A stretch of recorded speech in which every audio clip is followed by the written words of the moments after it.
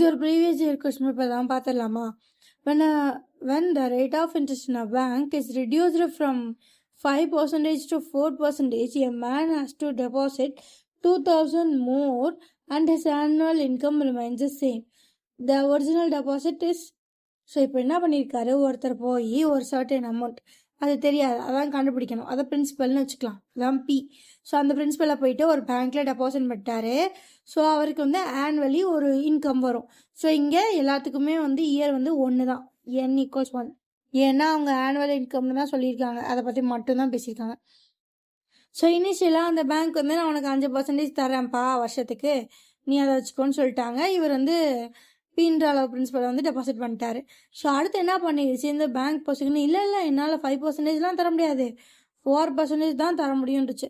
So இவருக்கு இந்த amount வருது இல்லையா இன்ட்ரெஸ்ட்டாக, இது அதே அளவு இருக்கணும். ஸோ அதனால என்ன பண்ணுறாரு அப்படின்னா, இந்த பிரின்சிபலை கூடவே ஒரு 2,000 ரூபா டெபாசிட் பண்ணுறாரு.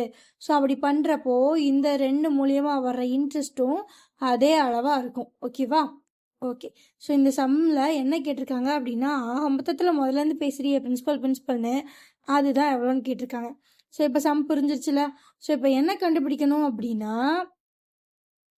எவ்வளோ முதல்ல அவர் டெபாசிட் பண்ணாருன்னு தெரியணும்.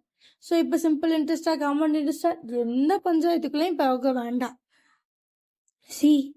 n = 1 year, அவ்வளோதான், பிரச்சனையே இல்லை. அப்போ என்ன ஃபார்முலா போட்டாலும் ஒன்று தான் வரப்போகுது. ஸோ கொஷின் இது எப்படி பார்க்கணும் அப்படின்னா, இன்ட்ரெஸ்ட்டை மட்டும் வச்சு பார்க்கணும். ஸோ பிரின்சிபலில் 5% தான் அவருக்கு வந்து என்னவா வந்திருக்கும், இன்ட்ரெஸ்ட் வந்திருக்கு.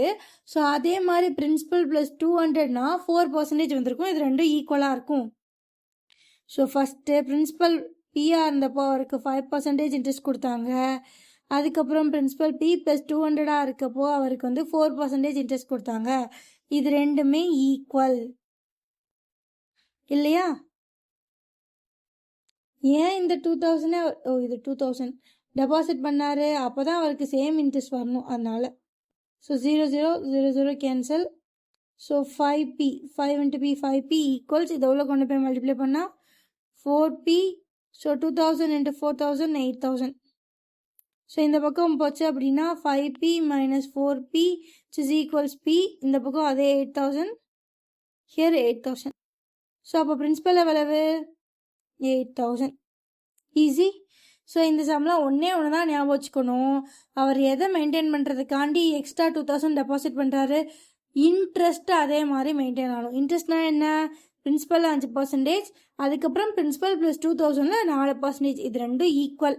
ஸோ இதை மட்டும் போட்டிங்க அப்படின்னா கடன்னு 2 நிமிஷத்தில் ஆன்சர் வந்துடும். ஓகேவா? பாய். இந்த மாதிரி நிறையா பார்க்க நம்ம சேனலை சப்ஸ்கிரைப் பண்ணிக்கோங்க.